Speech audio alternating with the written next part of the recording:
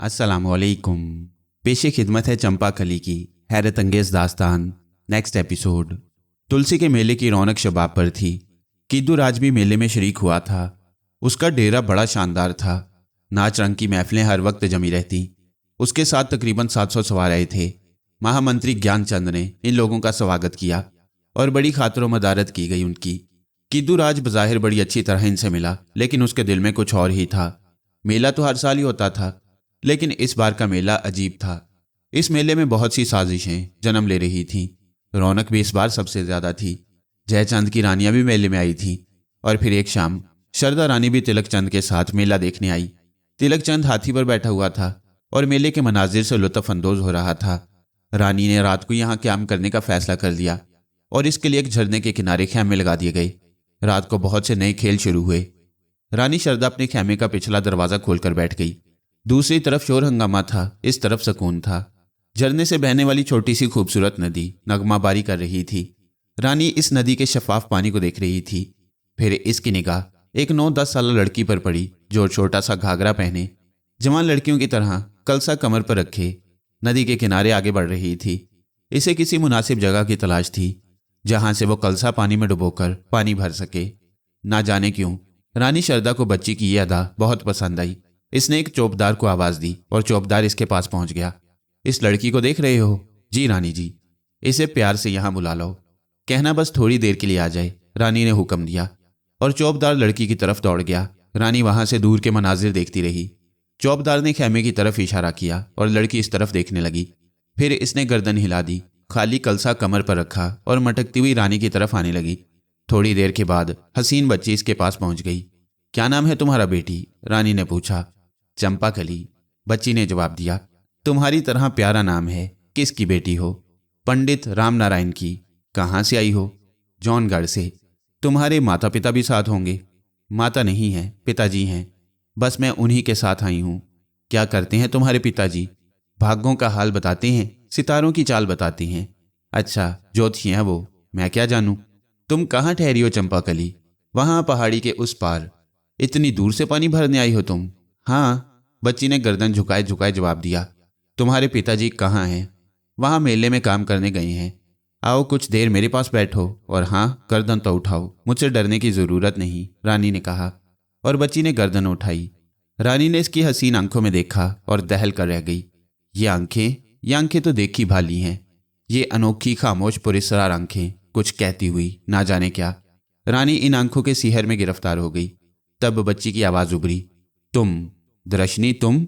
और फिर वो खामोश हो गई। रानी ने जोर से गर्दन झटकी। उसने इन आंखों के सिहर से निकलने की कोशिश की। उसका सर चकरा कर रह गया, लेकिन लड़की बदस्तूरी से देख रही थी। रानी परेशान हो गई। लड़की के होंठों पर एक पुरस्कार मुस्कुराहट फैल गई। ये मुस्कुराहट इतनी दिलकश थी कि इस अल्फाज में बयान करना मुश्किल है, लेकिन वो इतनी मायने खेज थी कि रानी की समझ में कुछ नहीं आ रहा था। तुमने कुछ कहा मुझसे? वो बोली। पोरू की कहानी फिर से जिंदा हो गई है। कौन पोरू? वही जिसकी लाश हमने भरत नवास में दफन की थी। उसका सुरख चिराग, वो भी रोशन है। चंपाकली, क्या कह रही हो? तुम्हारे जहन पर आज भी गर्द जमी हुई है। बीते समय में भी तुम्हारी यही कैफियत थी दर्शनी, मगर तुम उस समय कंधारी थी। कंधारी? रानी हैरत से बोली। हाँ, दुर्योधन की माँ, धृतराष्ट्र की पत्नी। और नंदराज दुर्योधन ही तो था। मेरी पेशगोई दुरुस्त साबित हुई। वो हंस पड़ी। तुम पागल मालूम होती हो लड़की, ना जाने कैसी बातें कर रही हो, रानी ने कहा और लड़की ने उस पर से निगाहें हटा ली। अभी समय नहीं आया, लेकिन मैं फिर आऊंगी आज ही रात को, उसने कहा और कलसा लेकर वापस चली गई। शरदा ताज्जुब से उसे देख रही थी। उसकी समझ में एक भी बात नहीं आई, लेकिन लड़की के मुंह से निकला एक एक लफ्ज उसके दिमाग पर हथौड़े बरसा रहा था। कौन है वो? रानी शरदा कोशिश के बावजूद लड़की को नहीं रोक सकी। वो परेशान हो गई। फिर इसने चौबदार को आवाज दी और चौबदार हाजिर हो गया। जय महारानी जी की, करण सिंह को बुलाओ, शरदा ने कहा और चौबदार निकल गया। करण सिंह खैमे का निगरान था। इसने अंदर आकर दोनों हाथ जोड़ दिए। करण सिंह? जी रानी जी। वो पहाड़ देख रहे हो? वो जो सामने वाले पहाड़ हैं? जी रानी जी। 2-4 जवानों को लेकर इस तरफ चले जाओ। पहाड़ों के पीछे भी मेले में आने वालों ने खैमे लगा रखी हैं। उनमें एक खैमा पंडित राम नारायण का है। वहां जाकर और उस खैमे में जो कोई है उसे ले आओ। उन्हें गिरफ्तार कर लूं रानी जी? नहीं, मगर पंडित राम नारायण हो तो उन्हें तो मेरा संदेश देना कि मैंने उन्हें बुलाया है। वो अपनी बेटी के साथ आ जाए, और अगर सिर्फ लड़की हो तो उसे ही बुला लाना। जाओ। वो अभी यहाँ से गई है। जो आज्ञा देवी जी, करण सिंह ने कहा और फिर चंद लोगों को लेकर चला गया। काफी देर गुजर गई लेकिन करण सिंह वापस नहीं आया। थोड़ी देर बाद तिलकचंद वापस आ गया। रानी शारदा उसे देखकर अपनी कोफ्त भूल गई। हो आए मेले से? हाँ माता जी, बड़े खेल तमाशे हैं वहां तो। अच्छा, अब आराम करो। नींद तो नहीं आ रही माता जी, पर ठीक है जो आ गया, तिलकचंद ने कहा और लिबास तब्दील करके अपने बिस्तर पर चला गया। रानी के जहन में बार बार वो आंखें उभर रही थी। फिर करण सिंह वापस आ गया। इसके साथ ना तो लड़की थी और ना कोई और। रानी ने सवालिया निगाहों से इसे देखा। आपने उन्हीं पहाड़ों के लिए कहा था ना रानी जी? इसने पहाड़ों की तरफ इशारा किया। हाँ, क्यों? उधर तो जंगल ही जंगल है, एक भी मनुष्य उस तरफ नहीं। रानी हैरत से बोली, लेकिन लड़की ने तो उसी तरफ इशारा किया था। मेरे साथ दूसरे भी थे, आप इनसे पूछ लें, करण सिंह ने कहा। नहीं, तुम ठीक कह रहे होगे, जाओ आराम करो, रानी ने कहा और करण सिंह बाहर निकल गया। रानी की समझ में कुछ नहीं आ रहा था। जब इसका जहन बुरी तरह थक गया तो वह आराम करने लेट गई। अचानक वो चौंक पड़ी। किसी ने इसके पाँव का अंगूठा पकड़कर हिलाया था। ये कौन हो सकता है? उसने हैरत से आंखें खोल दी। वो इसकी पांति खड़ी थी और खेमे में जैसे चंद्रमा उतर आया। हाँ, वह चंपा कली ही थी। रानी शारदा हैरत से उछल पड़ी। दूसरे लम्हे वो उठकर बैठ गई। तुम? इसने मुतहय्यराना लहजे में पूछा और लड़की के होंठों पर वही मुस्कुराहट फैल गई। इसके सफ़ेद दांत तारीकी में चमकने लगे। मैंने तुमसे कहा था ना मैं फिर आऊंगी, लेकिन इस वक्त तो काफ़ी रात हो गई है। तुम यहाँ कैसे आई? क्या तुमने पहाड़ों से यहाँ तक का रास्ता अकेले तय किया? रानी शारदा ने कहा और फिर खुद ही अपने सवाल पर चौंक पड़ी। लड़की के जवाब देने से कबल ही वो बोल पड़ी, लेकिन तुमने मुझसे झूठ भी तो बोला था। झूठ? लड़की ने बदस्तूर मुस्कुराते हुए कहा। हाँ, झूठ। तुमने कहा था तुम्हारा खैमा पहाड़ों के पीछे है और तुम वहाँ अपने बाबा के साथ रहती हो। हाँ, मैंने कहा था, लेकिन वहाँ तो कोई खैमा नहीं है। मेले में शरीक होने वालों में से किसी ने भी इस तरफ क्याम नहीं किया। तुम्हें कैसे मालूम? चंपाकली ने पूछा। मैंने तुम्हारी तलाश में आदमी वहाँ भेजे थे, रानी शारदा ने जवाब दिया। खैर छोड़ो इन बातों को, तुम्हें इन बातों से क्या लेना। आओ मैं तुम्हें अपना डेरा दिखाऊं, लड़की ने कहा। वो लड़की का राज जानने के लिए कुछ इस तरह मुतजस्सस हो गई थी कि इसे खुद पर इख्तियार न रहा। वो लड़की के कहने पर बिस्तर पर से नीचे उतर आई। कहाँ चलोगी? मेरे साथ चलो, मुझे तुमसे बहुत सी बातें करनी है रानी कंधारी, लड़की बोली। तुमने मुझे फिर रानी कंधारी कहकर मुखातिब किया? हाँ, इसलिए कि तुम कंधारी हो और इससे पहले तुम दृशनी थी, लड़की ने कहा। रानी शारदा इसके पूरे तमाद आवाज पर हैरान रह गई। लड़की ने खेमे से बाहर कदम बढ़ा दिए। रानी शारदा भी इसके साथ साथ आगे बढ़ती चली गई। बाहर दरवाजे पर मौजूद पहरेदार मुस्ताद जरूर थे, लेकिन उन्होंने इनकी जानिब नहीं देखा और खामोशी से बैठे रहे। रानी शारदा को हैरत हुई थी कि पहरेदारों ने इसके कदमों की चाप क्यों नहीं सुनी। उसने ये सोचा था कि कल पहरेदारों को जरूर सर्जिश करेगी। वो लड़की के साथ वहां से उतर आई और एक सिमत चल पड़ी। लड़की का रुख पहाड़ों की जानिब ही था। चंद साथ के बाद रानी शारदा ख्यालों से चौंकी। वह इससे सहर तराज हसीना को देखने लगी। लड़की बहुत ही ज्यादा नडर थी और पुरएतमाद भी। तब रानी शारदा ने कहा, तुम बड़ी अजीब लड़की हो, मुझे तुम्हारे तसव्वुर पर हैरत होती है। पहाड़ों के पीछे मेरे आदमियों का कहना है कि कोई आबादी नहीं, लेकिन तुम वहीं जा रही हो और इतनी बेबाकी और नडरपन से कि मुझे हैरत होती है। चलिए आओ रानी, लड़की ने इसकी बातों का जवाब दिए बगैर कहा और रानी शारदा खामोश हो गई। खासा तवील फासला तय करने के बाद वो पहाड़ी टीलों के नज़दीक पहुंच गई। लड़की पहाड़ी टीलों के दरमियान एक छोटी सी दरार की जाने बढ़ गई। दरार के नज़दीक पहुंचकर वो बोली, इस दरार से गुजरकर हम दूसरी तरफ बआसानी पहुंच सकते हैं, वरना वहां तक जाने के लिए बहुत सी खाइयां और झाड़ियां अबूर करना पड़ती। तुम्हें तो यहाँ के बारे में सब कुछ मालूम है। हाँ, क्यों नहीं, वो बदस्तूर मुस्कुराती हुई बोली और दरार में दाखिल हो गई। और थोड़ी देर के बाद वह दरार के दूसरी जानिब पहुंच गई। यहाँ भी कुछ नहीं था। रानी शारदा ने किसी कदर खौफजदा अंदाज में कहा, यहाँ तो कोई खेमा नहीं है, बल्कि तारीक जंगल फैला हुआ है। इसका मकसद है मेरे आदमियों का कहना दुरुस्त था। रानी शारदा, बच्ची मैं हूं, लेकिन बच्चों की सी बातें तुम कर रही हो। इस तरफ आओ, चंपाकली बोली। और शारदा ने इसके इशारे की जानिब देखा। एक पहाड़ी चट्टान ही थी जिसमें एक छोटा सा सुराख नजर आ रहा था। सुराख इतना बड़ा जरूर था कि इसमें से एक आदमी बैठकर अंदर दाखिल हो सके। चंपाकली से लिए हुए सुराख के नजदीक पहुंच गई और रानी शारदा ने अंदर झांकते हुए कहा, यहाँ तो बिल्कुल तारीकी है। अंदर चलो रानी शारदा, वो बोली। नहीं लड़की, तुम बचगाना गुफ्तगू कर रही हो, भला ये भी कोई रहने की जगह है? मैं इससे तारीक गार में दाखिल नहीं होंगी। तब तुम चंपाकली की हैसियत से कभी वाकिफ ना हो सकोगी। मुझे तो यूं लगता है जैसे तुम वो ना हो जो नजर आती हो। मैं वापस जा रही हूं, मैं वापस जाऊंगी, रानी शारदा ने खौफनाक अंदाज में कहा। मैं तुम्हें वापस जाने से ना रोकूंगी कंधारी, हालांकि तुमने मेरे साथ बेहतर सलूक ना किया था, लेकिन क्या करूं, मेरा तुम्हारा जन्म जन्म का रिश्ता है और जो भाग्य कहते हैं वही होता है। हम उसके खिलाफ तो नहीं कर सकते। क्या कह रही हो चंपाकली? अंदर चलो रानी जी, वरना बहुत बड़ा नुकसान उठाओगी। चलो भी। चंपाकली बोली और रानी शारदा एक लम्हे के लिए हिचकिचाई, फिर अंदर दाखिल हो गई। गार का दाना तंग था, लेकिन अंदर से काफी कुशादा था। शारदा के पीछे ही चंपाकली भी अंदर दाखिल हो गई और फिर इसने गार की दीवार पर कोई चीज तलाश कर ली। ना जाने कहां से उसने एक मिसाल निकाल ली। मशाल रोशन करने से उस रूम की दीवारें नजर आने लगी। चंपाकली मशाल लिए आगे बढ़ने लगी। रानी शारदा इसके साथ थी। तवील सफर तय करने के बाद रानी शारदा एक ऐसी जगह निकल आई जो खुली हुई थी। आसमान पर चांद निकला हुआ था और चांदनी एक तवील तरीन शहर के खंडरात नुमाया कर रही थी। तबाहशुदा, खामोश और वीरान शहर, जिसे देखकर दिल पर हैबत तारी होती। ये कौर खेत है, पहचानती हो? चंपाकली ने कहा। कौर खेत? हाँ, कौर खेत। लेकिन कौर खेत तो आबाद है। ये कौन सा कौर खेत है? पुराना कौर खेत जो इस नए कौर खेत के नीचे दफन है। ओह! कंदारी के बदन में झुरझुरी पैदा हो गई। इसे एक अजीब सा एहसास हो रहा था। आओ। लड़की ने इशारा किया और इसे लिए हुए एक खंडर के पास पहुंच गई और फिर इसने मशाल एक चट्टान के रखने में नस्ब कर दी। ये भरत नवास है रानी कंधारी। तुम बार बार मुझे कंधारी कह रही हो। मैं शारदा हूं। चलो ठीक है, मैं तुम्हारा दिल नहीं तोड़ूंगी। लड़की मुस्कुराने लगी। तो रानी शारदा, ये भरत नवास है, ये नाम सुना है पहले? कहीं सुना है। ये देखो, ये क्या है? चंपाकली ने एक रखने में हाथ डाला और एक बड़ा सा दिया निकाल लिया जो जल रहा था। रानी शारदा को दिए की रोशनी अजीब सी लगी। इसने कुछ खोंटों पर जुबान फेरी। कुछ याद आया रानी? नहीं, बेख्तियार इसके मुंह से निकल गया। तुम्हारी आंखें बंद हैं, परमात्मा ही जाने ये आंखें कब खुलेंगी। मुझे इसी समय का इंतजार है। इस दिए को देखो शारदा, ये कब तक रोशन रहेगा? रानी शारदा ने दिए में झांका और एक हल्की सी आवाज इसके हलक से निकल गई। दिए में तेल की जगह खून भरा हुआ था और एक इंसानी उंगली खून में डूबी हुई थी। चिराग की बत्ती की जगह यही इंसानी उंगली जल रही थी और रोशनी दे रही थी। ये क्या है? यही तो मेरा मान है रानी जी, पर अफसोस किसी जन्म में मेरा कोई मित्र नहीं है। कोई ऐसा नहीं है जो मेरी दोस्ती पर आमादा हो, जबकि मेरे दुश्मनों की तादाद बहुत ज्यादा है। क्या तुम अपने पहले जन्म की बात कर रही हो? रानी शारदा ने पूछा। हाँ, पहले जन्म की बात ही समझ लो। उस जन्म में तुम कौन थी? चंपाकली। तुम्हें अपने पिछले जन्म की बातें याद हैं? रानी ने पूछा और लड़की खामोश हो गई।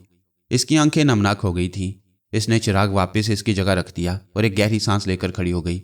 बड़ी पाबंदियां हैं मुझ पर रानी जी, मैं इन पाबंदियों को तोड़ नहीं सकती। मुझे बताओ, मैं तुम्हारी क्या मदद कर सकती हूँ? शारदा ने पूछा। मदद? हाँ, मदद नहीं रानी, तुम तो मेरे जन्म जन्म की मांग पूरी कर सकती हो। तुम तो मेरी आत्मा को वो शांति दे सकती हो जो संसार में कोई दूसरा नहीं दे सकता। मगर अफसोस, जन्म जन्मान का ये चक्कर बड़ा अजीब है। वो सब एक ही दौर में होते हैं, जो दोस्त भी होते हैं और दुश्मन भी। तुम्हारी कोई बात मेरी समझ में नहीं आई लड़की। भगवान करता आ जाती। तुम खुद मुझे क्यों नहीं बताती? मेरी जुबान बंद है रानी। मगर तुम बोल तो रही हो। हाँ, बोल मैं रही हूँ, समझना तुम्हें है। और जब तुम समझ जाओगी तो मेरा कल्याण हो जाएगा। ना जाने क्या कह रही हो तुम। वही जो समय कह रहा है। आओ वापस चलें। चलो, लड़की ने कहा और फिर रानी शारदा उसके साथ वापस चल पड़ी। दोनों इस गुफा से निकल आईं। रानी शारदा के ज़हन में इन वाकयात से एक अजीब सी कैफियत पैदा हो गई। पहाड़ी दरार से बाहर निकलते हुए भी इस लड़की ने उससे और कोई बात ना की। चंपाकली के साथ इसके डेरे की तरफ जा रही थी और फिर खामोशी का ये तिलिस्म चंपाकली ने ही तोड़ा। क्या सोचने लगी रानी जी? कुछ नहीं। रानी चौंक पड़ी। मैं जानती हूँ मेरे ही बारे में सोच रही होगी। तुमने मुझे हैरान कर दिया है चंपाकली। परेशान तो नहीं हो रही शारदा? परेशान भी हूं। वो क्यों? कुछ समझ में नहीं आता। तुम कौन हो? इतनी छोटी सी उम्र में ये सारी बातें तुम्हें कैसे मालूम हो गई? अगर तुम पिछले जन्म की बातें करती हो तो तुम्हें पिछले जन्म की बातें कहाँ से याद रह गईं? जन्म जन्मान की बात करो रानी शारदा। एक जन्म इस भट्टी को कहाँ सुलगाता है जो मेरे बदन में सुलग रही है। ये तो सदियों की आग है। ये आग तो हजारों बरस में पलकर जवान हुई है। एक जन्म से दिलों में ये सोच कहाँ रहता है। मगर आखिर तुम कौन हो? काश मैं बता सकती, वो सिसक कर बोली। इतनी सारी बातें बता दी, सिर्फ इसी बात में मुश्किल है? हाँ रानी जी, यही मुश्किल है। लेकिन एक बात समझ लो, मैं तुम्हारी दोस्त हूँ। हालांकि तुमने जो कुछ किया है वो बहुत कुछ है, लेकिन तुम भी तो मजबूर थी। समय खुद को दोहराता है। तुम समय के हाथों खेल रही हो। कैसा समय? वो जो फिर आ चुका है। तुम्हारा डेरा करीब आ रहा है। रानी जी, मेरी एक बात और सुन लो। कहो। तुम्हें राजकुमार से बहुत प्रेम है ना? तिलक चंद से? हाँ। क्यों नहीं, मैं उसकी माता हूँ। सारे संसार में उसे मुझसे ज्यादा चाहने वाला और कौन होगा? है रानी जी, है। चंपाकली करब से बोली, लेकिन वो फिर एकदम संभल गई। सुनो रानी शारदा, राजकुमार के जीवन को खतरा है। क्या? रानी उछल पड़ी। वो रुक गई थी। हाँ, उसकी रक्षा की जरूरत है। किससे खतरा है? रानी ने खौफजदा लहजे में पूछा। राजा कीदूराज से। राजा कीदूराज सच्चे मन से मेले में नहीं आया। वो अपने मन में एक खास भावना लेकर आया है। राजा कीदूराज? हाँ, उसके साथ बहुत से सवार हैं। उसका इरादा है कि मौका पाते ही राजकुमार तिलकचंद को ले उड़े। वो तिलकचंद को यहाँ से उठाकर ले जाने की घात में है। मगर क्यों? उसने बेचैनी से पूछा। कोई जंगी चाल होगी।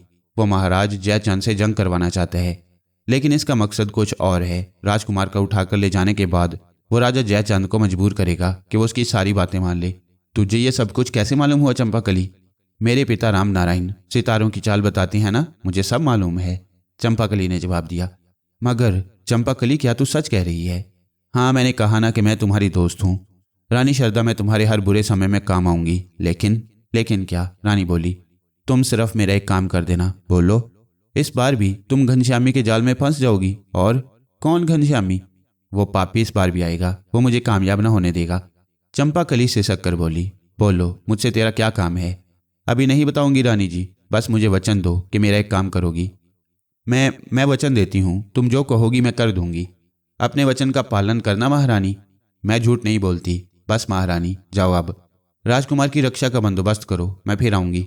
जब भी तुम्हें मेरी ज़रूरत पड़ी मैं आऊंगी। फिर एक दिन तुमसे तुम्हारे वचन को पूरा करने भी मैं आऊंगी।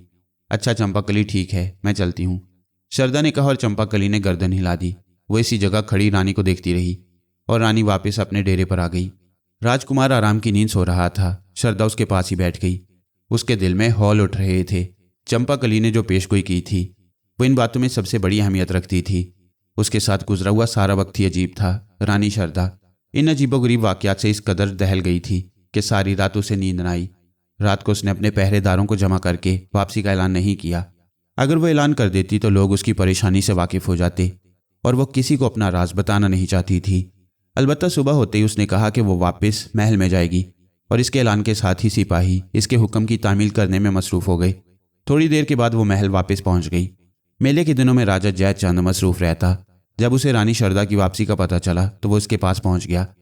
रानी शारदा ने इसे देखा और एक परेशान सी मुस्कुराहट के साथ बोली, आप आ गए महाराज, बड़ा अच्छा हुआ। मैं खुद ही आपको संदेश भेजने वाली थी। क्यों, खैरियत? मेले से वापस कैसे आ गई? क्या वहां दिल नहीं लगा? दिल तो लग गया था महाराज, लेकिन कुछ ऐसे वाकयात पेश आए कि मुझे वापस आना पड़ा। क्या मतलब, कैसे वाकयात? राजा जयचंद ने पूछा। मैं आपको कुछ बताना चाहती हूँ महाराज। बताओ, क्या बात है?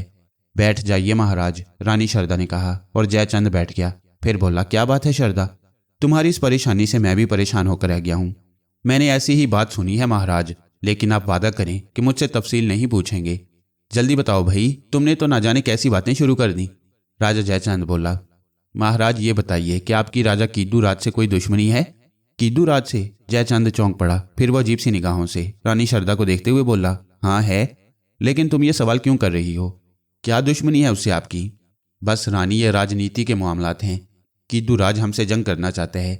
थोड़े दिन पहले इसने हमें इसकी धमकी दी थी। वो चाहता है मैं उसे खिराज अदा करूं, और अगर मैं खिराज अदा नहीं करूंगा तो वो मुझसे जंग करेगा।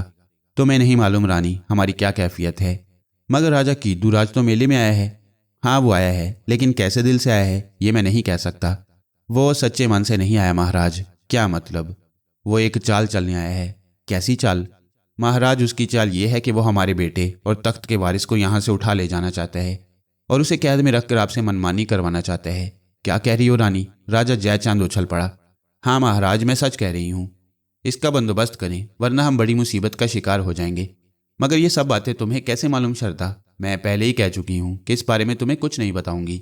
अगर मुझे कुछ नहीं बताओगी रानी, तो फिर किसे बताओगी? बड़ी अजीब बात कही है तुमने, और मैं इस बात को नज़रअंदाज भी नहीं कर सकता।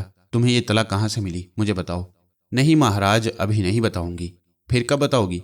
राजा जयचंद ने गहरी सांस लेते हुए कहा, समय आने दें, आपको सब बता दूंगी। अच्छा ठीक है, मगर ये कैसे पता चले कि राजा कीदूराज यही सब कुछ करने आया है जो तुम कह रही हो? ये आप सोच सकते हैं महाराज। राजा जयचंद ने कहा और फिर गर्दन हिलाने लगा। ठीक है, इसका बंदोबस्त हो जाएगा, तुम चिंता मत करो। राजा जयचंद ने पुरख्याल लहजे में कहा। मेरे लिए क्या आज्ञा है महाराज? कुछ नहीं, तुम आराम से महल में रहो। बल्कि हाँ, यूं करो कि राजकुमार तिलक चंद को लेकर यहाँ से काली नवास रवाना हो जाओ। काली नवास? हाँ, वो महफूज जगह है। अब जब ये बात मेरे इल्म में आ चुकी है तो मैं कोई खतरा मोल लेना नहीं चाहता। काली नवास महफूज जगह है। तो मैं कब चली जाऊं? आज ही, निहायत खामोशी से। ज्ञानचंद इसका भी बंदोबस्त कर देगा। जो आज्ञा महाराज, रानी ने कहा। और जयचंद उसे तसल्ली देकर चलाया। लेकिन अब इसके लिए परेशानी का दौर शुरू हो गया। उसने पहले ज्ञानचंद को बुलाया। इसे रानी का हवाला दिए बगैर इस साजिश से आगाह करते हुए उसने कहा, यह बात मैंने मोतबर जराए से सुनी है, लेकिन हमें इसका बंदोबस्त करना होगा। कीदू राज को यहां से वापस ही ना जाने दिया जाए। ज्ञानचंद जोश से बोला, नहीं ज्ञानचंद, यह असूल के खिलाफ बात होगी, लेकिन हम उसे जरूर आजमाएंगे। वो कैसे महाराज? रानी शारदा का खेमा इसी जगह लगेगा जहां लगा हुआ था, लेकिन वहां ना रानी होगी ना राजकुमार, बल्कि दूसरे लोग इनकी जगह होंगे। और मशहूर यही किया जाएगा कि रानी वहां मौजूद है। कीदू राज की कार्रवाई पर नजर रखी जाएगी। मैं इसके लिए दूसरे बंदोबस्त भी कर रहा हूं, वो भी क्या याद करेगा, राजा जयचंद ने कहा।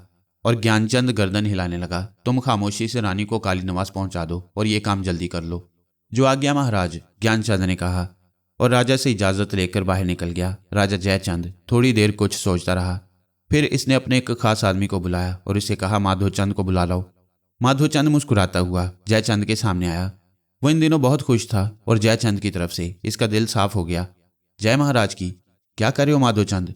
सारी तैयारियां पूरी हो चुकी हैं महाराज। पहला काम कब करोगे? कल रात को। जरा सी तब्दीली करनी है उस काम में। पहला हमला तुम राधन राज के डेरे पर करोगे और ये हमला कीदू राज के नाम पर किया जाएगा। ठीक है, कल रात ही कर लूंगा ये काम। कल रात नहीं, थोड़ा सा इंतजार करना पड़ेगा, लेकिन तैयारियां मुकम्मल कर लो। मेरी तैयारियां बिल्कुल मुकम्मल हैं, माधोचंद ने कहा और जयचंद ने खुश होकर गर्दन हिला दी। कीदू राज अपने जाल में फंस चुका था। पहाड़ी पर दूसरा खेमा लग गया। किसी को कानो कान खबर न हुई कि क्या हुआ है। लोग ये समझ रहे थे कि हमेशा की तरह रानी शारदा इस बार भी मेले में खुद मौजूद है और जो बात चंपाकली ने बताई थी वो गलत नहीं थी। कीदू राज जयचंद का जवाब मिल जाने के बाद में मंसूबा बनाकर आया था। वो खुद भी दिलेर नहीं था और किसी बड़ी जंग से बचना चाहता था। उसकी चोर फितरत ने इस मंसूबे पर खूब गौर किया और आज रात वो इस मंसूबे पर अमल करने के लिए तैयार था। इसके आदमियों ने सारी तैयारियां मुकम्मल कर ली। वो खेमा इनकी निगाहों में था जहां रानी शारदा मुकीम थी। राजकुमार तिलक चंद को भी इसके आदमियों ने देखा। मेले की सरगर्मियां अरूज पर थीं। नाच रंग की महफिलें जमी हुई थीं। आज मौसम बहुत खुशगवार था। आसमान पर गहरे बादल छाए हुए थे और कभी कभी बूंदाबांदी होने लगती। किसी भी वक्त ये बूंदाबांदी मूसलाधार बारिश की शक्ल इख्तियार कर सकती थी। राजा कीदू राज ने वक्त होते ही सामान समेट लिया और उसके खेमे खाली हो गए। लेकिन इन खेमों में रोशनियां जूं की तूं रहने दी गईं ताकि किसी को शुबा न हो सके। सिपाहियों का एक मुसल्ला जत्था खामोशी से पहाड़ी की जानिब बढ़ रहा था। रानी शारदा के खेमे पर उस वक्त सिर्फ 4 मुहाफिज थे जो बैठे ऊँग रहे थे। इन बेचारों को कुछ भी मालूम नहीं था। वो तो कुर्बानी के बकरे थे। 2 बकरे अंदर मौजूद थे, यानी एक 12-13 साल का लड़का और एक औरत। कीदू राज के सिपाहियों ने पहले ही हमले में 4 मुहाफिज हलाक कर डाले और फिर खेमे में घुस गए। रानी शारदा की जगह जो औरत थी इसे जख्मी कर दिया गया और लड़के को मुंह दबाकर उठा लिया गया। सिपाही उसे रथ में डालकर उस तरफ चल पड़ा जहां कीदू राज बाकी सवारों के साथ मौजूद था। इसने सिपाहियों की कामयाबी पर खुशी का नारा लगाया और इसी वक्त वहां से चल पड़ा। अपनी दानिश में इसने मैदान मार लिया और अब यहां रुकने की जरूरत नहीं थी। लेकिन दूसरी तरफ जयचंद के आदमी मुस्ताद थे।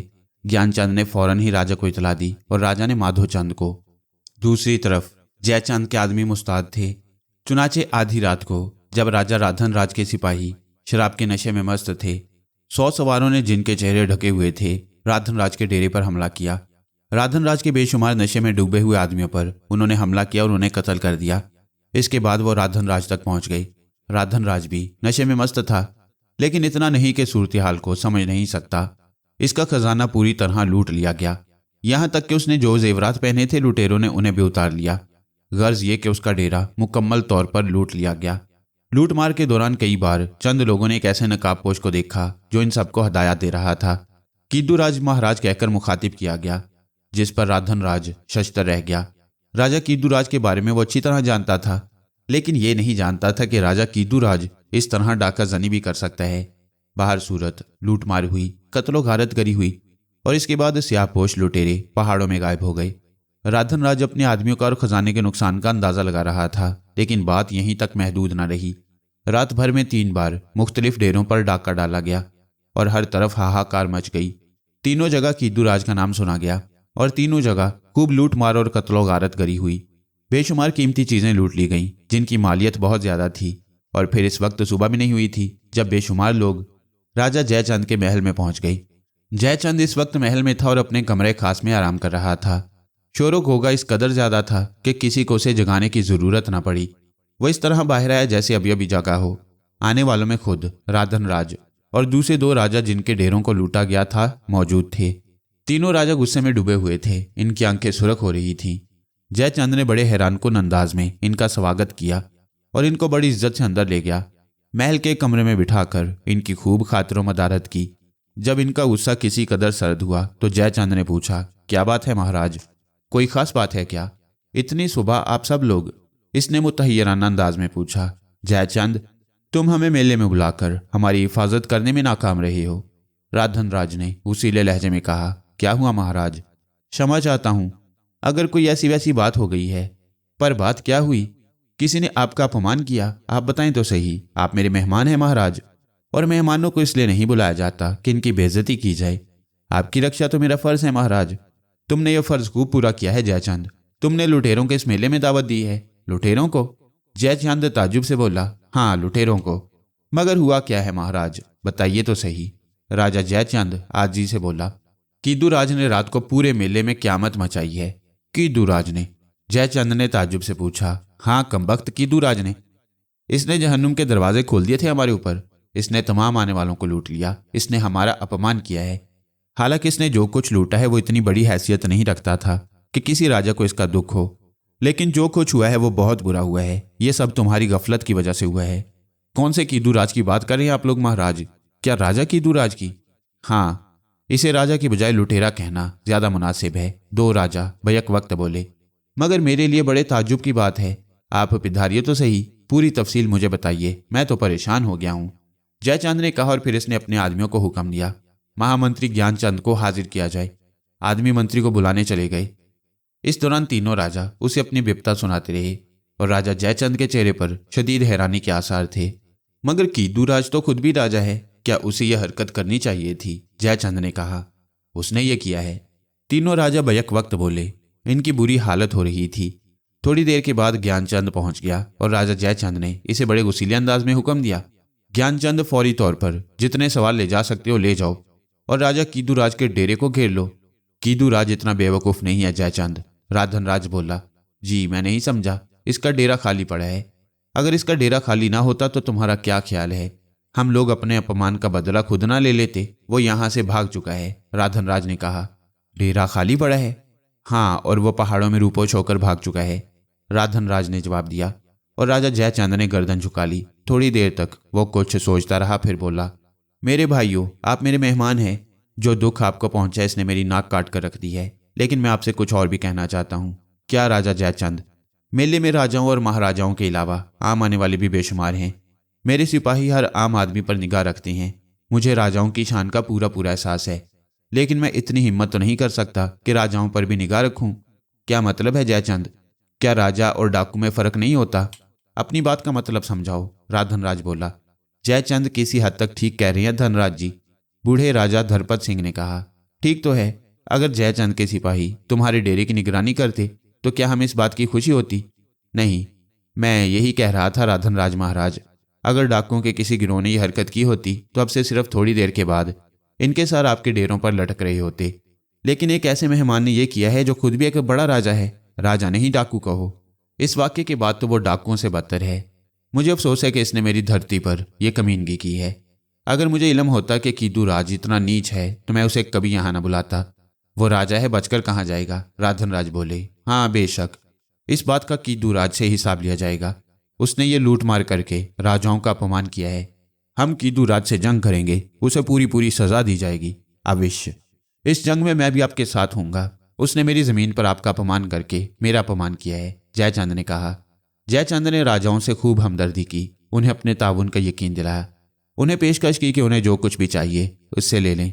वह भुगतान भुगतने को तैयार है। लेकिन गयूर राजाओं ने इससे कुछ नहीं लिया। वह कीदूराज के लिए मन में गैज़ो गजब लिए वापस चले गए। इन लोगों के चले जाने के बाद इस वाक़े से मेले का रंग फीका पड़ गया, इसलिए वह वक्त से पहले ही खत्म हो गया। लेकिन जयचंद की खुशियों का ठिकाना ना था। इसने कीदू राज के लिए बेशुमार मुश्किलात पैदा कर दी थीं। तमाम अमूर से फारिग होकर इसने मंत्री ज्ञानचंद को बुलाया। यह उसके भरोसे का आदमी था। ज्ञानचंद भी बहुत खुश था। कैसी रही ज्ञानचंद? एक तीर से दो शिकार कैसे हुए? मैं तो हैरान हूं महाराज। कीदू राज के लिए तो आपने मुसीबत कर दी। वो ससुरा हमारे खिलाफ साजिश करने आया था। मगर महाराज कई सवाल मेरे जहन में हैं। वो क्या ज्ञानचंद? डाके किसने मारे? माधोचंद ने। कौन? ज्ञानचंद उछल पड़ा। हाँ, माधोचंद। लेकिन हाँ ज्ञानचंद, मेरे भाई माधोचंद ने इस सिलसिले में मेरी बहुत मदद की है, जयचंद बोला। कमाल कर दिया माधोचंद ने। बेशक, और इसने लूटी हुई सारी दौलत सरकारी खजाने में जमा कर दी है। बड़ी बात है महाराज। लेकिन दूसरी बात यह कि आपको इस बात का इल्म किस तरह हुआ? कौन सी बात का? यही कि कीदू राज राजकुमार को उठा ले जाने की कोशिश करेगा। बस ज्ञानचंद, ये बात अभी खुद हमारे लिए भी मुअम्मा है। मुझे रानी शारदा ने यह बात बताई थी। रानी जी को यह बात कैसे मालूम हुई? मैं अभी इनसे पूछूंगा। हम कीदू राज के खिलाफ इस कोशिश में कभी कामयाब न होते महाराज, अगर हमें यह बात मालूम न होती। वो अगर इस रात फरार की तैयारी ना कर चुका होता तो ये डाके बेकार थे। बात तो इसीलिए बन गई ज्ञानचंद कि कीदू राज रातों रात चोरों की तरह भाग गया। अगर वो ना भागता तो ये बात न बनती। बिल्कुल, ज्ञानचंद ने कहा। बहरहाल इस सिलसिले में कोई खुशी तो नहीं मनाई जा सकती, लेकिन चंद लोग दिल ही दिल में बहुत खुश थे। ज्ञानचंद के बाद राजा जयचंद ने माधोचंद को बुला भेजा। माधोचंद आया तो जयचंद ने उठकर उसे सीने से लगा लिया। इसने माधोचंद को इस कामयाब कोशिश पर बधाई दी। ये तो मेरा फर्ज था भाई जी महाराज। इससे हमारे दो फायदे हुए माधोचंद। कीदू राज का खतरा काफी दिनों के लिए टल गया और हमें कुछ फायदा भी हुआ। लेकिन इससे तुम्हें एक सबक भी मिला है माधोचंद। वो क्या भाई जी महाराज? राजनीति में कैसी कैसी चालें चलनी पड़ती हैं। आने वाले समय में जब तुम इस मुल्क की बागडोर संभालोगे तो तुम्हें इसकी जरूरत पड़ेगी। आप ठीक कहते हैं भाई जी महाराज, माधोचंद ने अकीदत से कहा। यह बात इसके लिए बहुत दिलकश थी कि वो मुस्तकबिल का हुक्मरान है। इन तमाम कामों से फारिग होकर राजा जयचंद खलवत में रानी शारदा से मिला। रानी शारदा अब काली नवाज से महल में आ चुकी थी। रानी ने जयचंद का स्वागत किया और जयचंद बोला, हाँ रानी, अब तुम मुझे बताओ कि उस रात तिलक चंद के अगवा की बात कैसे मालूम हुई? मुझे ये बात एक छोटी सी लड़की ने बताई थी महाराज। लड़की ने? हाँ। कौन थी वो लड़की? ये तो मैं भी नहीं जानती महाराज, मगर बड़ी अनोखी कहानी है इसकी, जिसने मुझे आज तक पागल कर रखा है। क्यों? जयचंद ने पूछा। बस वो ऐसी ही थी। रानी ने शुरू से आखिर तक चंपाकली की कहानी सुना दी, जिसे सुनकर जयचंद भी हैरान रह गया। ये तो अनोखी कहानी है। इसने तुम्हें क्या कहकर पुकारा था? दृशनी और रानी कंधारी। कंधारी? मैंने ये नाम कहीं सुना है। ओह, मुझे याद आ गया रानी, ये नाम तो मैंने वेद में पढ़ा है। कंधारी दुर्योधन की माँ थी। हाँ, इसने दुर्योधन के बारे में भी कहा था। क्या नाम बताया था उसने? चंपाकली। और वो कौन सी जगह ले गई थी तुम्हें? भरतनवास में। वो खंडरात पहाड़ों में है? हाँ महाराज। ठीक है, कल हम इन पहाड़ों में चलकर उस दफनशुदा दास्तान की तलाश करेंगे, राजा ने कहा। रानी शारदा अभी तक इस चक्कर में फंसी हुई थी और इस मसले को हल करना चाहती थी। इस दौरान उसने बेहद कोशिश की कि वो लड़की उसे दोबारा कहीं नजर आ जाए, लेकिन वो नहीं मिली। दूसरे दिन राजा जयचंद रानी को लेकर और कुछ दूसरे हरकारों को लेकर पहाड़ों की तरफ चल पड़ा। रानी अपनी याददाश्त के सहारे उस वीराने से गुजरकर पहाड़ के दूसरी तरफ पहुंच गई, लेकिन वो चट्टान यहां मौजूद न थी जिसमें उस गार का दाना था। रानी शारदा पागलों की तरह इस गार को तलाश करती रही, लेकिन कोई निशान न मिला। मैं पूरे यकीन से कहती हूँ कि वो गार इसी जगह था, लेकिन रानी ने परेशानी से कहा। राजा जयचंद भी इस दास्तान में इतनी ज्यादा दिलचस्पी ले रहा था कि उसने वहां खुदवाई का हुक्म दे दिया। वो दबे हुए कौर खेत को तलाश करने लगा। राजा के हुक्म से इस पूरे इलाके को काफी गहराइयों में खोद दिया गया, लेकिन कोई निशान नहीं मिला। वो लोग मायूस हो गए। दूसरी सिमत के हालात राजा जयचंद की मर्जी के मुताबिक थे। राजा कीदू राज बुरी तरह नाकाम रहा। जिन लोगों को वो अगवा करके लाया था वो तो बड़े मामूली थे, जिसका पता उसे बहुत जल्द चल गया। और फिर उसे दूसरी खबरें मिली। उसने 3 दुश्मन बना लिए, राधन राज, धरपत लाल और चांकिया। इन तीनों ने अपने वफ्द राजा कीदू राज के पास भेजकर इसकी मजमूम कार्रवाई की मजम्मत की और कहा था कि कीदू राज इनका लूटा हुआ माल वापस करे और आम मुआफी मांगे, वरना वो तीनों मिलकर उसे तबाह बर्बाद कर देंगे। कीदू राज इस इल्जाम से बुरी तरह बौखला गया। इसकी समझ में कोई बात नहीं आई, लेकिन हालात सरासर उसके खिलाफ थे। वो वहां से भाग कर आने की कोई माकूल वजह ना बता सका, इसलिए ये इल्जाम उसकी जात से चिपक गया। और इसका एक बुरा नतीजा ये हुआ कि उसका दोस्त भी उससे बदजन हो गया, जिसने इसके साथ मिलकर राजा जयचंद पर चढ़ाई का मंसूबा बनाया था। यूं कीदू राज का मंसूबा खटाई में पड़ गया और अब तवील अरसे तक वो जयचंद के खिलाफ कुछ करने के सिलसिले में माजूर हो गया। लेकिन इसके दिल में जयचंद के खिलाफ बेपनाह नफरत पैदा हो गई। अब वो इस वक्त का इंतजार कर रहा था जब इसे जयचंद से बदला लेने का मौका मिल सके। राजा जयचंद अब चूंकि संभल गया था, इसलिए इसे यही फिक्र थी कि किसी तरह फौजों को मजबूत किया जाए। इसके लिए उसे दौलत की जरूरत थी और वह दिन रात इसके लिए कोशां था। रानी शारदा के दिल में अब भी कभी कभी उस लड़की का ख्याल आ जाता। एक दिन तिलक चंद ने उससे फरमाइश की कि वो दरिया की सैर करेगा। रानी शारदा तैयार हो गई। सैर की तैयारियां मुकम्मल हो गईं और एक बड़ी कश्ती चल पड़ी। बांदियां साथ थीं और कश्ती पर खूब हंगामे हो रहे थे। तब अचानक सरस्वती बोली, महारानी जी, कुछ याद आया क्या? रानी ने पूछा। बहुत सालों पहले की बात है। एक दिन हम दरिया पार करके गिरधारी लाल के मंदिर में पूजा करके वापस आ रहे थे कि दरिया में बाढ़। सरस्वती अब इतना ही कह पाई थी कि रानी शारदा के ज़हन में बिजली कौंधने लगी। खौफनाक धमाके होने लगे। उसे वो आंखें याद आ गईं, वही आंखें जो इसने समाधि में बंद आंखों से देखी थी, वही आंखें जो चंपा कली की थी। सरस्वती उस रात की कहानी याद दिला रही थी और रानी शारदा के ज़हन में हलचल हो रही थी। हम एक समाधि में ठहरे थे महारानी जी। हाँ, हम समाधि में ठहरे थे। रानी शारदा ने उसके अल्फाज दोहराए और फिर दहशत भरे लहजे में बोली, खामोश हो जा सरस्वती, बस खामोश हो जा। सरस्वती को अचानक रानी की बदली हुई कैफियत का एहसास हुआ और वह हैरान रह गई। उसने तो कोई ऐसी बात नहीं कही थी। उसने तो एक भूली बसरी याद दिलाई थी। इस बात से रानी जी को कौन सा सदमा पहुंचा है, ये बात सरस्वती की समझ में नहीं आई। मुझसे कोई भूल हो गई महारानी? उसने सहमे हुए लहजे में पूछा और रानी शारदा उसे देखने लगी। फिर उसने एक गहरी सांस लेकर कहा, नहीं सरस्वती। फिर क्या बात है? रानी जी परेशान हो गई। भूल हमसे हुई है सरस्वती। आपसे? हाँ, हमसे। रानी ने उसी लहजे में जवाब दिया। आपसे कौन सी भूल हुई है रानी जी? आखिर क्या बात है? मैंने बात छेड़ी तो आप एकदम परेशान हो गई। मेरी समझ में तो कुछ नहीं आया। कुछ मुझे भी तो बताएं। सरस्वती, 11 साल तो कभी के बीत गए। हम भूल गए थे, बहुत कुछ भूल गए थे। एक ऐसी बात भूल गए थे जिसका हमारे जीवन से गहरा ताल्लुक था। एक ऐसी बात भूल गए जो हमें नहीं भूलनी चाहिए थी। रानी की उलझी हुई गुफ्तगू बेचारी सरस्वती की समझ में नहीं आई। वो खामोश होकर रानी की सूरत देखने लगी। सरस्वती। चंद लम्हात के बाद रानी शारदा ने कहा, जी महारानी। मल्लाहों से कहो दरिया पार चलें। दरिया पार? हाँ। तुम्हें गुरु घरधारी लाल याद होंगे? याद है महारानी, लेकिन हम उन्हें भूल गए। हमें उनका उपदेश भी याद नहीं रहा और समय बीत गया। क्या उपदेश था उनका? था, अब क्या बताएं। लेकिन रानी जी, गुरु जी का तो देहांत हो गया था। कौन कहता है? रानी बोली, बस सुना था। सरस्वती ने जवाब दिया, गलत सुना था। जो कुछ हुआ था मेरे सामने ही हुआ और मैंने एक अहम जिम्मेदारी को भुला दिया। तुम मल्लाहों से कहो कि वह दरिया पार उस जगह चले जहां गुरु जी का मंदिर था। ठीक है महारानी जी, सरस्वती ने कहा और मल्लाहों के पास पहुंचकर उन्हें रानी जी का उपदेश देने लगी। मल्लाहों ने कश्ती का रुख बदल दिया। तिलक चंद उनके पास आया। दरिया पार क्यों चल रही है माता जी? एक काम याद आ गया है बेटे, बहुत जरूरी काम। अफसोस उसका समय बीत गया है, लेकिन आज। कौन सा काम था माता जी?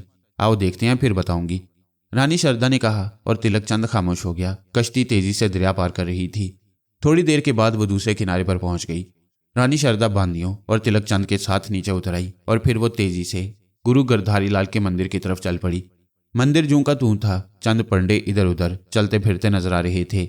इन लोगों को देखकर वो रुक गए और फिर रानी शारदा को पहचान कर वो मौद्दब हो गए। जय महादेव। रानी जी अचानक कैसे आ गईं? गुरु गिरधारी लाल कहाँ हैं? रानी ने पूछा। कौन गिरधारी लाल? वो जो कभी यहाँ के बड़े पुजारी थे। उनका तो सालों पहले देहांत हो गया था रानी जी। देहांत नहीं हुआ था, वो सो गए थे। क्या इसके बाद वो कभी नहीं नजर आए? पंडित ताज्जुब से रानी शारदा को देखने लगे। फिर उन्होंने अहमकाना अंदाज में गर्दन हिला दी। इस वक्त बड़ा पुजारी कौन है? गुरु यशवंत पाल। मैं उनसे मिलना चाहती हूँ। आइए रानी जी, आइए, पंडों ने कहा। और थोड़ी देर के बाद रानी शारदा बड़े पुजारी के सामने थी। जय देवी जी, क्या आज्ञा है महारानी? आपसे कुछ मालूम करना है महाराज। कहो देवी। पहले यहाँ गिरधारी लाल थे। हाँ देवी। क्या उसके बाद वो कभी नहीं नजर आए?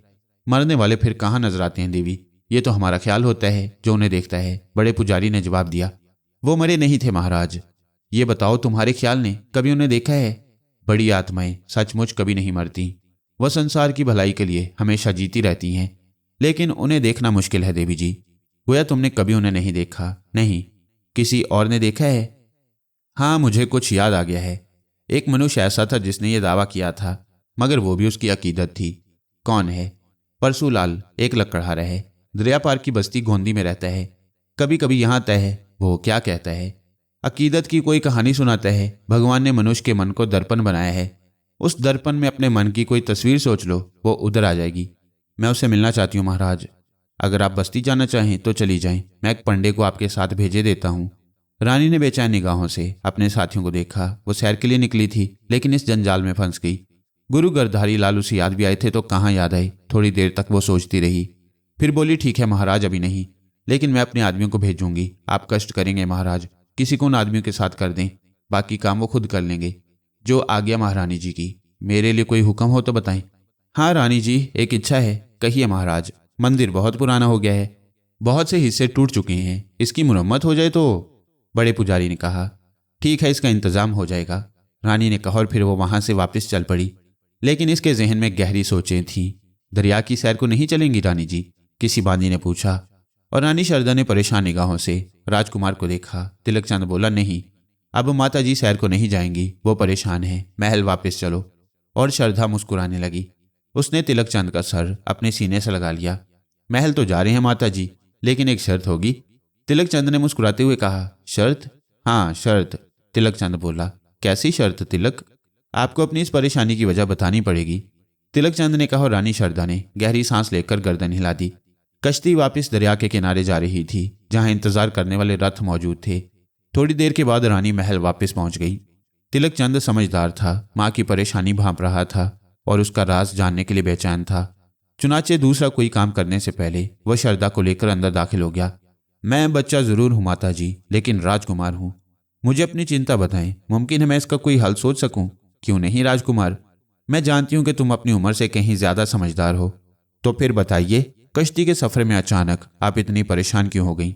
सरस्वती ने एक बिसरी बात याद दिला दी थी। वो क्या थी? गुरु गिरधारी लाल दरिया पार हमारे गुरु रहते थे, बड़े ज्ञानी, बड़े महान। वो हमारे लिए संसार को त्याग गए, लेकिन हम उन्हें भूल गए।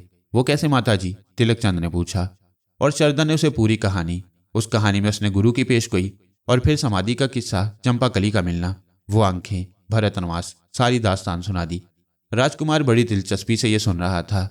जब रानी खामोश हो गई तो उसने मुस्कुराते हुए कहा, यह तो मुझे कोई दिलचस्प कहानी मालूम होती है माता जी। हाँ बेटे, लेकिन यह सच्ची कहानी है। ताज्जुब है माता जी। फिर अब क्या करेंगी? तुम बताओ। एक काम तो आप कर रही हैं, तिलक चंद बोला। कौन सा? याद नहीं? आप उस शख्स से तलाश करने की बात करके आई हैं जिसने गुरुजी को देखा है। हाँ, मैं चंद लोगों को वहां भेजूंगी। भेजें, और उसके बाद माता जी हम किसी रोज उस समाधि को देखने चलेंगे। सबसे ज्यादा परेशानी की बात उस लड़की की तलाश है जिसने अपना नाम चंपाकली बताया। राजकुमार सोच में डूब गया। रानी शारदा भी खामोश होकर किसी सोच में डूब गई। परशुलाल लकड़हारे ने दोनों हाथ जोड़कर प्रणाम किया और मुअद्दब खड़ा हो गया। रानी ने दूसरे लोगों को वहां से हटा दिया। अब सिर्फ तिलक चंद और रानी शारदा वहां रह गए। तुम्हारा नाम परशुलाल है? जी रानी जी। लकड़ियां काटते हो? जी रानी जी। परशुलाल, तुम इस बस्ती में कब से रहते हो? बरसों से महारानी जी। तब तुम गुरु गिरधारी लाल महाराज को भी जानते होगे? जी रानी जी। परशु ने कहा और उसे जैसे कुछ याद आ गया। वह चौंक कर अपना बाजू टटोलने लगा, लेकिन रानी शारदा ने इस बात पर गौर नहीं किया। गुरु गिरधारी लाल के देहांत को कितना समय बीत गया? महारानी जी, गुरुजी मरे नहीं हैं। क्या मतलब? लोग यही कहते हैं कि वो मर गए हैं। मैं भी यही समझता था, लेकिन अभी ज्यादा पुरानी बात नहीं है कि मैंने उन्हें देखा था, उनसे बातें की थी महारानी जी। कब की बात है? बस साल सवा साल हुआ होगा। कहाँ देखा था? मैं जंगल में लकड़ियां काट रहा था। दरख्त का एक गद्दा मेरे ऊपर आ पड़ा और मैं उसके नीचे दब गया। बड़ी कोशिश की मगर गद्दा ना हटा। तब किसी ने मेरी कमर से गद्दा हटा दिया। देखा तो गुरुजी महाराज थे। मुझे खुद हैरत हुई थी देवी जी, क्योंकि मुझे भी यही पता था कि गुरुजी मर चुके हैं। फिर क्या हुआ? मैंने गुरुजी से यही बात पूछी तो वो मुस्कुराने लगे। बोले, हम मरे तो नहीं थे परसू, लेकिन अपने पिछले जन्म में चले गए थे, फिर इस जन्म की तलाश में गए थे। फिर उन्होंने एक पत्थर देते हुए कहा, परसू अगर कभी इस देश की रानी से तुम्हारी मुलाकात हो तो ये पत्थर उन्हें दे देना। परसू ने कहा और शारदा चौंक पड़ी। वो पत्थर कहाँ गया? जभी से हमने बाजू पर बांध रखा है रानी जी। बेवकूफ इंसान, तूने ये मुझ तक क्यों नहीं पहुंचाया? लो जी, आपने हमें बुलाया कब था? बेचारा परसू बाजू से पत्थर खोलने की कोशिश करने लगा। रानी को हंसी आ गई। बेवकूफ देहाती, खुद से उसके पास कैसे आ सकता था? बिल आखिर उसने पत्थर खोलकर रानी के हवाले कर दिया। रानी इतनी बेचैन थी कि उसने जल्दी से पत्थर खोल लिया, लेकिन मैले से कागज पर लिखने वाली रोशनाई के चंद धब्बों के सिवा कुछ नहीं था। ये क्या हो गया? वो अफसोस भरे लहजे में बोली। क्या हो गया माता जी? इसकी लेखा तो मिट चुकी है। रानी ने पत्थर तिलक चंद की तरफ बढ़ाया। और तिलक चंद उसे देखने लगी। रानी ने दांत पीसते हुए कहा, परसू, दिल चाहता है तेरी गर्दन उतरवा दूं। इस पत्थर की लेखा तो मिट गई है। कैसे मिट गई देवी जी? मैं क्या जानूं, तू ही बता। क्या इस पर कभी पानी पड़ा था? बिल्कुल नहीं देवी जी, हमने इस पर पानी की एक बूंद नहीं डाली, परसू बोला। स्नान के समय से उतार देता है? नहीं देवी जी, जब से ये गुरुजी ने हमें दिया है हमने इसे बाजू से कभी नहीं उतारा। इसे पहनकर ही स्नान करता है। हाँ, रोज ही ऐसा होता है, परसू ने जवाब दिया और तिलक चंद बेख्तियार हंस पड़ा। ये सच बोल रहा है माता जी, इसने कभी इस पत्थर पर पानी की एक बूंद नहीं डाली और ना ही इसने इसे कभी उतार कर कहीं रखा है। रखते भी नहीं है कुमार जी, हमारी घरवाली बड़ी चोर है, हम अपनी कोई चीज कभी नहीं रखते। पाजी हो नालायक हो, बिल्कुल ही बेवकूफ, रानी गुस्से से बोली। बिल्कुल यही कहती है वो हमें, परसू ने कहा। कौन? हमारी घरवाली जी, और कौन? माता जी, इस बेचारे से कोई गुस्सा बेकार है, जो होना था वो तो हो चुका है, तिलक चंद ने कहा। दिल चाहता है इसे सजा दूं, शारदा बोली। जरूर दे माता जी, मगर मेरी पसंद की सजा, तिलक चंद बोला। क्या? रानी ने पूछा। इसे बहुत सही नाम दें और यहां से वापस कर दें, यही सजा इसके लिए काफी है। रानी मुस्कुरा दी। उसने बेटे की ख्वाहिश को नहीं टाला। परसू दौलत लेकर दौड़ता हुआ बाहर निकल गया, लेकिन रानी शारदा परेशान थी। उसके दिल में यही ख्याल था कि ना जाने गुरुजी ने इस पत्थर में क्या उपदेश दिया, ना जाने इसमें क्या लिखा था। राजा जयचंद अब सुकून से था। कीदूराज का फितना उसने खत्म कर दिया था, लेकिन एक थोड़ी सी परेशानी उसके दिल में जरूर थी, और ये परेशानी माधोलाल की तरफ से थी। माधोलाल इस वाक्य के बाद काफी दिनों तक खामोश रहा। फिर एक दिन वो जयचंद के पास पहुंच गया। जयचंद ने उसका स्वागत किया। क्या बात है माधोलाल, कैसे आना हुआ? मैं चाहता हूं महाराज के चरण नवास मेरे हवाले कर दिया जाए, माधोलाल ने कहा। क्या करोगे इसका माधोलाल? पुरखों की रीत है भाई जी महाराज, चरण नवास में मुस्तकबिल का राजा रहता है, और चरण नवास में रहने वाले के बारे में लोग जान लेते हैं कि वो आइंदा राजा बनेगा, माधोलाल ने कहा। ओह, ये बात है माधोलाल। हाँ भाई जी महाराज, लेकिन माधोलाल अभी इसकी क्या जरूरत है, अभी तो हम जिंदा हैं। आप जब तक मन चाहे जिंदा रहे महाराज, लेकिन ये बात आप जानते हैं कि चरण नवास में रहने वाला आधा राजा होता है। लोग ये जानकर उसकी इज्जत करते हैं, उसका हुक्म मानते हैं कि वो बाद में राजा बनेगा। मैं भी यही चाहता हूँ, माधोलाल ने कहा। और जयचंद के चेहरे पर एक लम्हे के लिए तशवीश के आसार उभर आए, लेकिन दूसरे लम्हे वो मुस्कुराने लगा। अगर तुम्हारी ये ख्वाहिश है तो ठीक है माधोलाल। शुक्रिया भाई जी महाराज। तो मैं उस महल में चला जाऊं? अभी नहीं, पहले मैं उसे तुम्हारी शान के मुताबिक बना दूं। वो सब मैं खुद कर लूंगा भाई जी महाराज, माधोलाल ने खुश होकर कहा। इतनी जल्दबाजी मत करो माधोलाल, आखिर इसमें हर्ज क्या है महाराज? मैं भी कह रहा हूं, मुझे इस महल में कुछ तब्दीलियां करानी हैं, इसके बाद तुम वहां जाओगे। ये तब्दीलियां मैं खुद नहीं करा सकता महाराज। नहीं, जयचंद ने कहा, और माधोलाल खामोश हो गया, लेकिन उसकी आंखों में अजीब से तासुरात थे। जो आज्ञा महाराज, उसने कहा, राजा से इजाजत लेकर बाहर निकल गया। लेकिन जयचंद सोच में डूब गया। उसकी आंखों में परेशानी के आसार थे। और फिर उस रात खामोशी से उसने ज्ञानचंद को अपने कमरे खास में बुला लिया। दीवान ज्ञानचंद पूरे भरोसे का आदमी था, और राजा को इससे बेहतर मशवरे और कोई नहीं दे सकता था। थोड़ी देर के बाद जयचंद उसके पास पहुंच गया, और दीवान ने उठकर दोनों हाथ जोड़ दिए। उसने जयचंद की परेशानी पर गौर फिक्र की लकीरें देख ली थी। बैठो ज्ञानचंद, तुमने ये अंदाजा तो लगा लिया होगा कि हमने तुम्हें एक खास काम से बुलाया है। जी महाराज, हम परेशान हैं ज्ञानचंद। इस चिंता का सबब महाराज? माधोलाल। माधोलाल? ज्ञानचंद ने चौंक कर कहा। हाँ माधोलाल, पूरी बात जानना चाहता हूँ महाराज। तुम जानते हो ज्ञानचंद, राजा कीदूराज का खतरा टालने के लिए हमें क्या क्या जतन करने पड़े। जी महाराज, और यह भी तुम्हें मालूम है कि माधोलाल ने इस सिलसिले में एक अहम किरदार अदा किया। जानता हूं महाबली। माधोलाल हमारा भाई जरूर है ज्ञानचंद, लेकिन राज पर कब्जा करने के ख्वाब उसकी आंखों में रचे हुए हैं। ये भी सुन चुका हूं महाराज, ज्ञानचंद ने दबी आवाज में कहा। कब, कहाँ? जयचंद चौंक कर बोला। अभी कुछ दिनों से ये खबर उड़ी है, खुद माधोलाल जी ने लोगों से ये बात कही है। वो अभी से सेनाओं पर हुक्म चलाने लगे हैं। 2-3 जागीरदारों को भी उन्होंने धमकियां दी हैं। ठीक है, इसकी वजह जानते हो ज्ञानचंद? किसी हद तक महाराज, हमने खुद माधो से ये बात कही थी। उस समय उसे तैयार करने की और कोई तरकीब नहीं थी।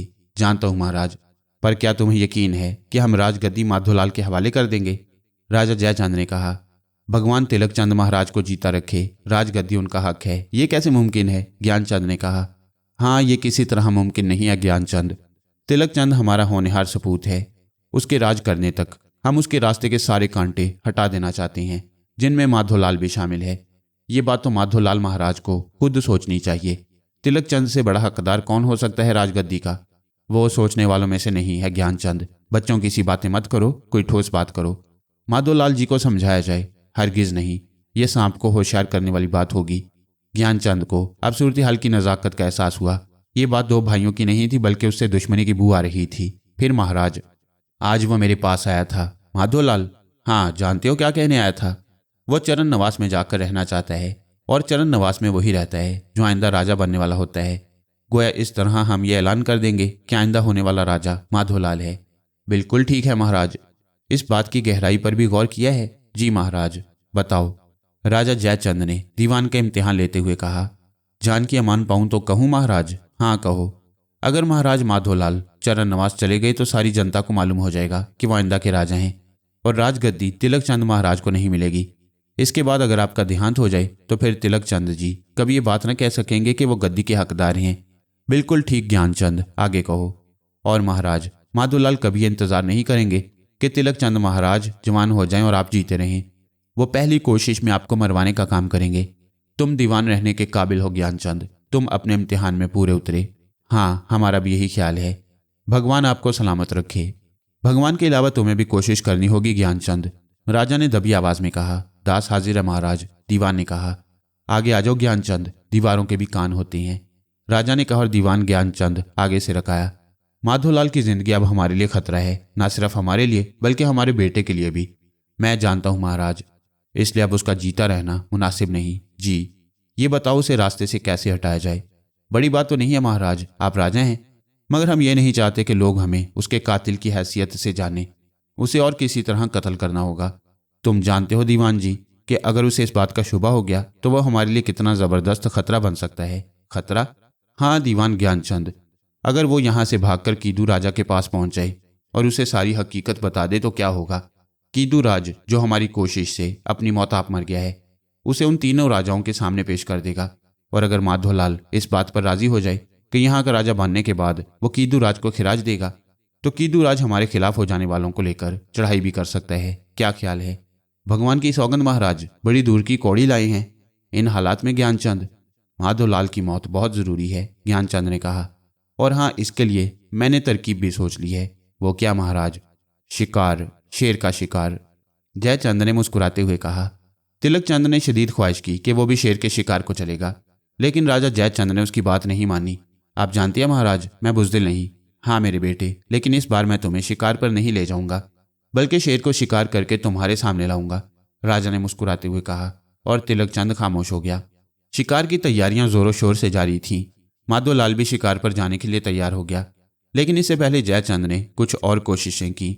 उसने एक बार माधोलाल के साथ चरण नवास जाकर उसका जायजा लिया। इसके अलावा उसने ज्ञानचंद की मदद से चंद खास लोगों को तैयार रखा। इन खास लोगों ने मुख्तलिफ औकात में माधोलाल को बधाई दी और माधोलाल चकरा कर रह गया। मसलन ठाकुर मोलचंद ने उसे कहा, बधाई हो महाराज। किस बात की मोलचंद? माधोलाल ने पूछा। खबर पड़ी है महाराज कानों में, चरण नवास आपके लिए खाली हो रहा है। हाँ, कृपा है महाराज की, माधोलाल ने कहा। यही बात उससे फूललख और उदय शंकर ने कही, लेकिन एक शख्सियत ऐसी थी जिसने उससे कोई दूसरी बात कही और इस दूसरी बात की तवक्को माधोलाल को भी थी। ये बात तो उसे पहले ही मालूम थी कि राजा जयचंद की मौत के बाद हुकूमत तिलक चंद को मिलेगी, लेकिन हुकूमत के ख्वाब उसकी आंखों में भी मौजूद थे। उसे इस रस्म से नफरत थी। आखिर एक राजा के बेटे तो सभी होती हैं, लेकिन हुकूमत बड़े बेटे को मिलती है और उसके बाद उसके बड़े बेटे को। यानी बस इतनी सी बात दूसरे बेटों को और उसके औलादों को राज करने से हमेशा के लिए रोक देती है कि वो बाद में पैदा हुआ। आखिर बाद में पैदा होने में उसका क्या दोष है? लेकिन ऐसा होता है, दूसरे राजकुमार सिर्फ राजकुमार रहते हैं और राजकुमार ही मर जाते हैं। आखिर बाप की हुकूमत पर उनका हक भी होता है। यही कैफियत यहाँ थी। हाँ, अगर राजा मर जाए तो दूसरी बात है, पर हुकूमत उसकी होती है जिसके बाजू में कुव्वत हो। और माधोलाल इब्तदा में इसी धोखे में आ गया। उसने इस बात पर यकीन कर लिया था कि जयचंद राजगद्दी उसे दे देगा और उसने इस राजगद्दी के हसूल के लिए राजा जयचंद की भरपूर मदद की। वो तो भला हो पंडित मनमोहन का, भगवान के अवतार थे, ना जाने कौन थे, कहाँ से आए थे। एक दिन सरेराह मुलाकात हुई और उन्होंने उसे उसके नाम से ही पुकारा। माधोलाल उन्हें देखकर रुक गया। कहाँ जा रहे हो माधोलाल? आप कौन हैं महाराज? मैं आपको नहीं जानता, पर हम तुम्हें जानते हैं। कोई काम है मुझसे? हाँ बताइए। यहाँ नहीं, उस पीपल के दरख्त के नीचे आ जाओ। साधु मनुष्य इंसान थे, इसलिए माधोलाल उनके साथ चल पड़ा। मेरा नाम मनमोहन है, पंडित मनमोहन कहो, उन्होंने कहा। जी पंडित जी, फरमाइए क्या काम है मुझसे? राज करने के सपने देख रहे हो? पंडित जी मुस्कुराए। क्या मतलब? मिट्टी के माधो हो निरे, कौन अपनी संतान का हक भाई को देता है? पंडित जी ने कहा और माधोलाल चौंक पड़ा। क्या मतलब पंडित जी? राजा जयचंद हुकूमत तिलक चंद को देगा। आपको इन बातों से क्या दिलचस्पी है महाराज? है, जन्म जन्म की दिलचस्पी है माधोलाल, जन्म जन्म की बात है। पंडित जी ने अजीब से लहजे में कहा। मैं नहीं समझा महाराज। समझने की बात समझो, दूसरी बातों पर ध्यान ना दो। मन चाहे समझो, मन चाहे ना समझो, जो होना है वो तो होकर रहेगा। क्या कह रहे हैं आप? माधोलाल ने कहा। यही कि राजा जयचंद हुकूमत तिलक चंद को देगा। भाई जी महाराज ने ये बात मुझसे की है, हुकूमत देने की। हाँ, वो सिर्फ राजनीति है, एक सिर्फ राजनीति। इतनी सी बात कहकर उसने 2 काम किए, जानते हैं क्या? क्या महाराज? खाली खजानों में काफी माल पहुंच गया और एक दुश्मन को मात हो गई। हुए ना 2 काम? ओह, माधोलाल संभल गया। ये बात बेहद खतरनाक थी और इससे साधु की शख्सियत का अंदाजा हो रहा था। अब उसका अंदाज बदल गया। ताहम उसने अनजान बनकर पूछा, वो कैसे महाराज? हमारे इम्तिहान ले रहा है माधोलाल? ना ले हमारे इम्तिहान बालिक। दोनों काम तेरे जरिए हुए। राजगद्दी का लालच दिया गया है तुझे। और माधोलाल ने दोनों हाथ जोड़ दिए। क्षमा कर दे महाराज, आप ठीक कहते हैं। अब तू क्या सोच रहा है? अब तक तो मैंने इस बारे में कुछ नहीं सोचा। सोच, अवश्य सोच। उस समय सोचेगा जब पानी सर से ऊंचा हो जाएगा। मेरी सहायता करें महाराज। मानेगा हमारी बात? मानूंगा, अवश्य मानूंगा। तू राजा को आजमा ले। वो कैसे महाराज? चरण नवास मांग ले उससे। चरण नवास में वो रहता है जो होने वाला राजा हो। उसमें रहने का मतलब है कि राजा ने उसे अपना जानशीन चुन लिया है। सब लोग जान जाते हैं। जब जयचंद ने तुझसे ये वादा कर लिया तो फिर क्या है? उसे चाहिए कि चरण नवास तेरे हवाले कर दे। ये तो ठीक है महाराज, माधोलाल ने कहा। बस तो जा, पहली आजमाइश कर, अंदाजा तो हो ही जाएगा तुझे। कोई बच्चा तो है नहीं। मनमोहन ने कहा। जो आज्ञा महाराज की। मगर कुछ और भी चाहता हूं। क्या? बोल, मनमोहन ने पूछा। जब इस रास्ते पर चलाया है तो सहायता करें मेरी। मैं चाहता हूं कि आपसे मिलता रहूं। तो ये पीपल का दरख्त सिरक तो नहीं जाएगा यहां से? ये यहां मिलेगा तो हम भी मिलेंगे। जब मन चाहे आ जाना। जय गुरु महाराज की, माधोलाल ने कहा और यहां से चल पड़ा। ये बात उसके दिल में कांटा बनकर चुभ गई थी और इसके बाद नतीजा जो कुछ निकला उससे गुरु महाराज के बयान की तस्दीक होती थी। उसने गुरु महाराज को पूरी तफसील बता दी। बहाना है सब, अब आगे देख क्या होता है। मैं राजगद्दी जरूर लूंगा महाराज, चाहे इसके लिए कुछ भी करना पड़े। अवश्य, जो कुछ कर सकता है उसकी तैयारियां कर, लेकिन खामोशी से, किसी को पता ना चल जाए। महाराज, मनमोहन ने कहा और माधोलाल ने गर्दन हिला दी। इसके बाद वो मोहतात हो गया। और फिर जब लोगों ने उसे चरण नवास जाने की बधाई दी तो वह हैरान रह गया। एक आदमी कहता तो दूसरी बात थी, लेकिन इतने लोगों ने, इसका मतलब है कि कोई बात जरूर है। लेकिन उसने गुरुदेव से मिलना जरूरी समझा। पंडित मनमोहन उसे देखकर मुस्कुरा दिए। आजा बालिक, तेरा ही इंतजार कर रहा था। बैठ जा, क्या बात है? आप मेरा इंतजार क्यों कर रहे थे? माधोलाल ने पूछा। इस बात के लिए जो तू मुझे सुनाने आया है। भला मैं क्या सुनाने आया हूं महाराज? माधोलाल ने मुस्कुराते हुए कहा। फिर वही, कब तक मेरा इम्तिहान लेता रहेगा माधो? बधाई मिली है चरण नवास जाने की बहुत से लोगों से। हाँ महाराज, यही बात है। जय महाराज की। और तुम उल्लू बन गए। पंडित जी हंस पड़े। उल्लू बन जाता तो आपके पास क्यों आता? सब दीवान ज्ञानचंद के हरकारे हैं। बाहर का कोई कहे तो मानूं, सब घात में है। क्या मतलब महाराज?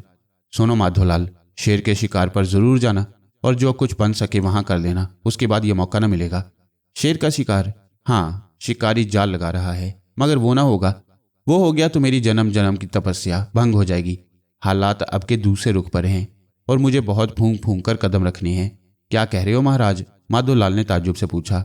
और मोहन जी चौंक पड़े। उन्होंने माधोलाल को देखा और खोए हुए लहजे में बोले, जो कुछ कह रहा हूं तुमसे नहीं कह रहा। हाँ सुनो, शिकार खेलने जाओ तो शिकारी बनकर जाना, शिकार बनकर नहीं। कौन से शिकार की बात कर रहे हैं महाराज? बस आज की बात खत्म, कल की बात कल होगी। मनमोहन ने कहा और खामोश हो गए। इसके बाद उन्होंने कोई बात नहीं की। तब माधोलाल वहां से चला आया और 2-1 दिन के बाद ही उसे मालूम हो गया राजा जयचंद शेर के शिकार पर जा रहा था। उसने खास तौर से माधोलाल को बुलाया। माधोलाल अदब से जयचंद के सामने पहुंचा। जय भाई जी महाराज की, क्या हुक्म है? कहाँ जाएंगे महाराज? सकला वन में, वहां शेर बहुत मिलते हैं। जो आज्ञा महाराज। कौन कौन जा रहा है? बस ज्ञानचंद, कुछ शिकारी और दूसरे खिदमतकार। ठीक है, मैं तैयारियां किए लेता हूं, माधोलाल ने कहा। उसका दिल जोर जोर से धड़क रहा था। उसे पंडित मनमोहन याद आ रहे थे। राजा जयचंद से इजाजत मिली तो वो दौड़ा सीधा पंडित जी के पास। लेकिन पीपल के दरख्त के नीचे न मृगशाला थी और न पंडित जी। इससे कबल ऐसा न हुआ था। वो बहुत देर तक पंडित जी का इंतजार करता रहा, लेकिन वो न आए। तब वो उनकी तलाश में चल पड़ा। लेकिन पूरे दिन की कोशिश के बावजूद पंडित जी का पता ना चल सका। वापिस पीपल के दरख्त के नीचे आया तो वो भी अब खाली पड़ा था। शायद पंडित जी चले गए, शायद उनका काम खत्म हो गया। हाँ, उन्होंने सब कुछ तो बता दिया था, इससे ज़्यादा क्या बताते। आज तक उनकी कौन सी बात गलत निकली थी। तब माधोलाल के कानों में उनके अल्फाज उभरे, शिकार खेलने जाओ तो शिकारी बनकर जाना, शिकार बनकर नहीं।